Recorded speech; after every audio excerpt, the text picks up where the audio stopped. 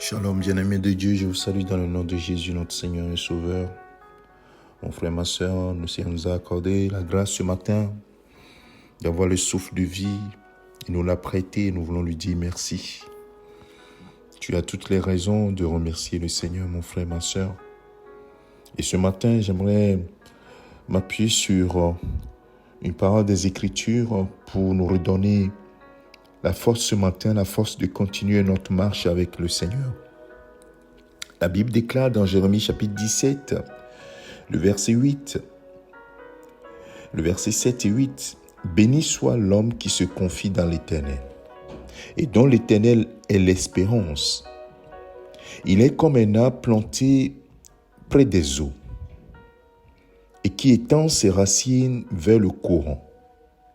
Il n'aperçoit point la chaleur quand elle vient, et son feuillage reste vert. Dans l'année de la sécheresse, il n'a point de crainte. Il ne cesse de porter du fruit. » Quelle parole de réconfort, mon frère, ma soeur.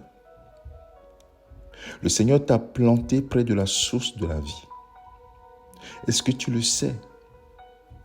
Est-ce que tu veilles à être là où le Seigneur t'a planté pour bénéficier de ses grâces? Il dit que celui qui se confie en l'Éternel et dont l'Éternel est l'espérance, tout commence par là.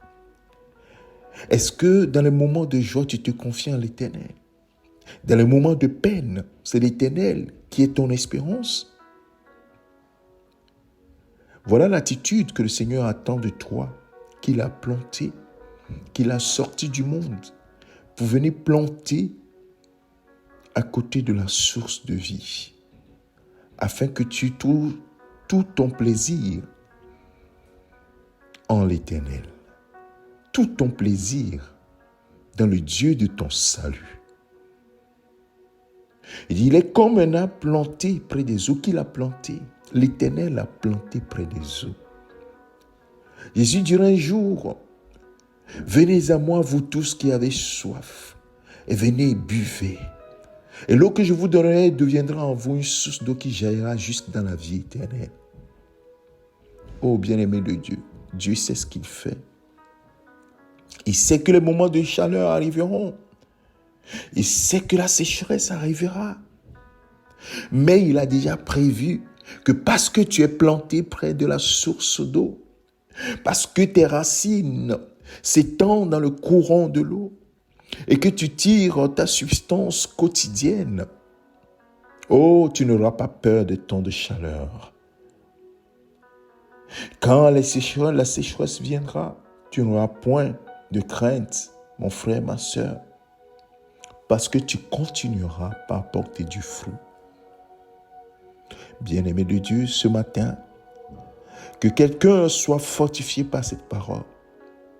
Non, ce n'est pas en vain qu'on sert Dieu.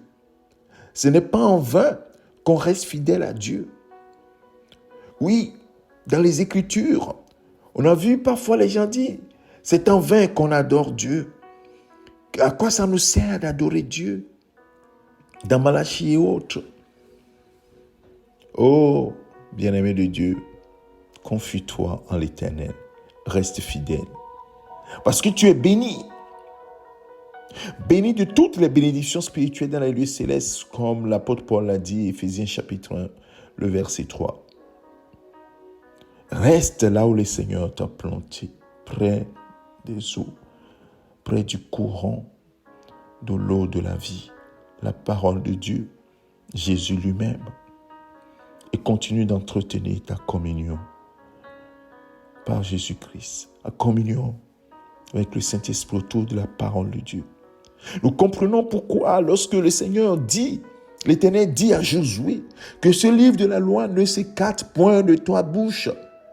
Médite-le, nuit et jour, jour et nuit, et fais tout ce qui est écrit.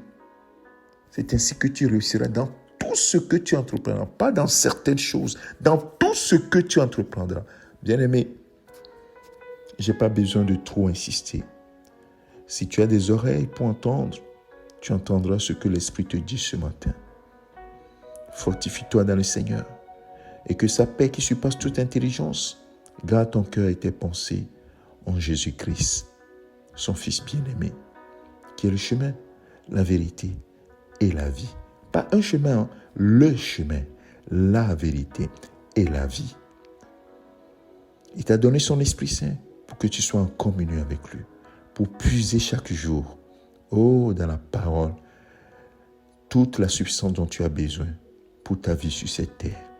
Parce qu'assurément, tu quitteras cette terre et tu seras auprès de lui. Mais avant de partir, il faut que tu affrontes la sécheresse, la chaleur. Comment tu veux l'affronter? En te confiant en l'Éternel et en gardant la place que le Seigneur t'a donnée auprès de lui, auprès de sa parole. Que le Seigneur notre Dieu te bénisse ce matin, que sa paix soit avec toi.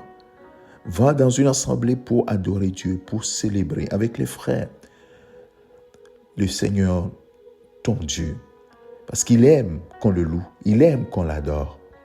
En ce dimanche 16 juillet 2023, réjouis-toi dans le Seigneur. Que le Seigneur te garde et que sa paix remplisse ton cœur. C'est ton serviteur, le pasteur Alexandre.